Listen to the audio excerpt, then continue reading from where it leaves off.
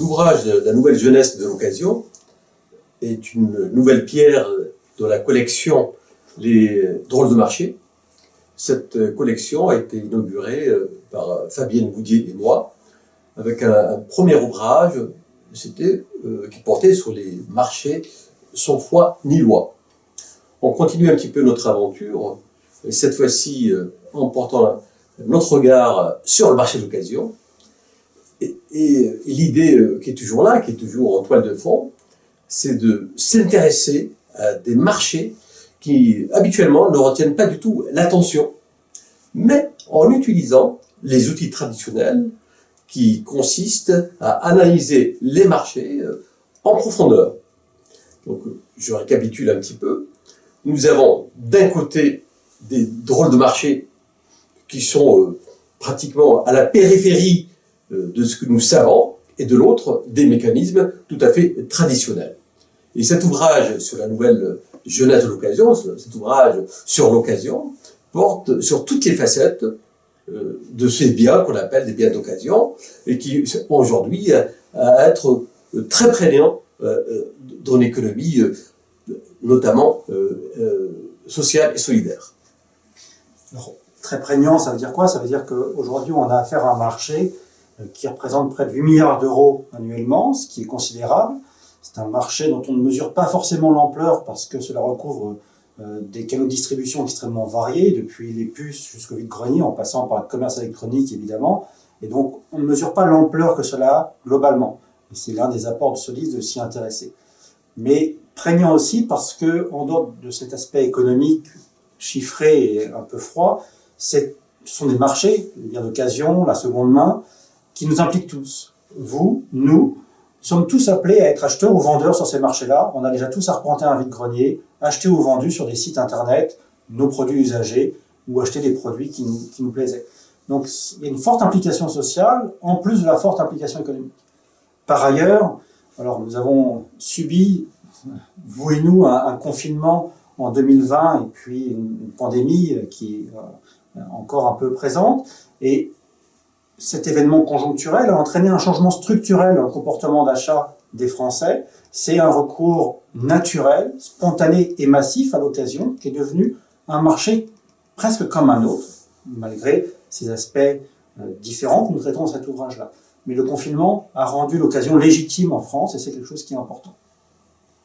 Alors, pour autant, est-ce la panacée? Est-ce que l'occasion est le marché attendu à tout prix par les différents acteurs de l'économie?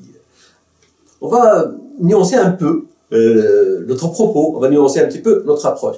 Pourquoi? Parce que l'occasion pose des problèmes, à la fois d'efficience, à la fois éthique, et à la fois de responsabilité sociale ou sociétale selon les goûts.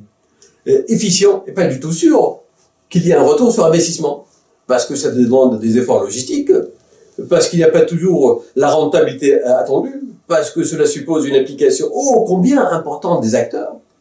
Et puis, certaines enseignes utilisent l'occasion comme davantage des produits d'appel. Alors, sur le plan éthique, on fait face à ce que nous appelons, dans certains cas, l'asymétrie d'information. Pourquoi? Il n'est pas du tout sûr que le produit soit de qualité.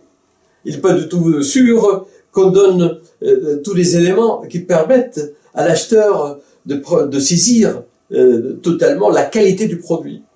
Éthique également, et je reviens un peu à certaines enseignes, et pas toutes bien entendu, pas de manière complète, c'est pas sûr qu'elles fassent vraiment de l'occasion un produit phare.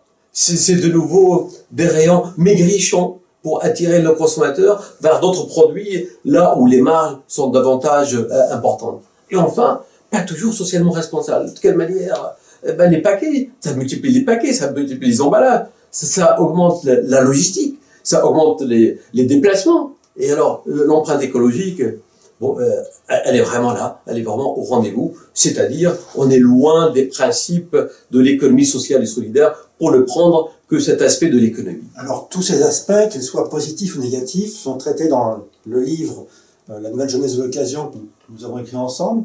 Et ce livre est à la fois un vrai livre de recherche en gestion pour lequel nous avons mis la même énergie que nous mettons dans nos publications académiques traditionnelles, et un livre grand public.